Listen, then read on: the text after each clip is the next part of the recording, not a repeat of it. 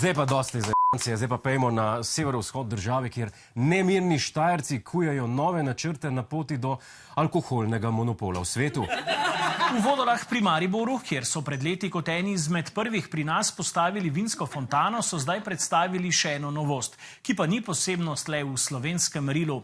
Pridelali so namreč prvo konopljino vino na svetu, pridobljeno izključno s fermentacijo konopljinih cvetov. Kaj je bilo treba tega? A ni navadno vino dost? A ni prejšnji teden državni tožilec odstopil zaradi par kozarcev? A je treba vrtati naprej? Je treba nove mejnike v tem vašem štajerskem deliriju postavljati? Jaz mislim, da ne. Me pa vseeno zanima, kako jim je to uspelo. Vino brez grozdja, kako je to mogoče? A je to že sploh komu uspelo? Ni nikogar, ki bi to uspel narediti na najrazličnejših tekmovanjih. Smo tudi poizvedovali, ali je že kaj podobnega bilo in zagotovo si jo lahko rečem, da kaj je moja informacija, tega še ni bilo. Tega ni bilo, razumeš? Ni. To smo mi prvi. Maribor šampion. Mal vas pa mika ta vin, ne de? Mene tudi, blagamak. Dajmo tehnično zdaj pogledati. Ko lahko rečeš pijači vino, če ni z grozdja, mi še zmer ni jasno. Uradno se ne sme reči konopljino vino, torej fermentirano pijačo, alkoholno na osnovi konoplje. Pač potato, kaj? V glavnem, pribije, ja, no, te pa daj mir. Ok, to smo razčistili. Kako pa zgleda to predelovanje surovine, te glavne sestavine? Je to legalno?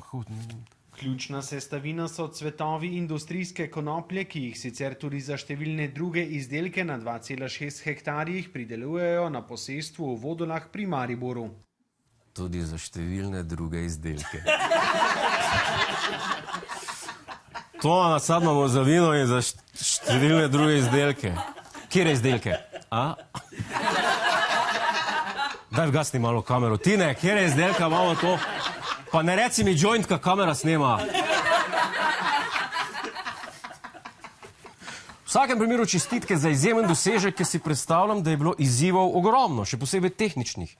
Največji tehnični izziv je bila sama fermentacija, zaradi tega, ker je konoplja izredno antiseptična rastlina, torej pobije vse, kar je v njej.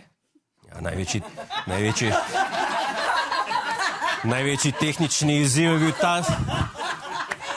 Ste bili vi skozi zadeti, to je bil največji tehnični izziv. V glavnem srečno s prodajo. Kakšne so kaj projekcije? Prihodnje leto želijo prodati 25.000 litrov konopljinega vina, v 5 letih pa upajo, da bi prodaja zrasla na kar 1 milijon litrov. Ja, kaj je milijon? 800, 600 milijonov, 700 milijard.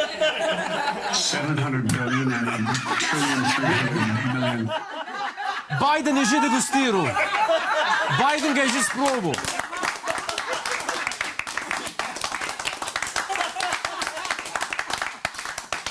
Če bi imel bolj očesa odprt, če bi imel bolj oči odprte, bi videli, če ima rdeče ali ne.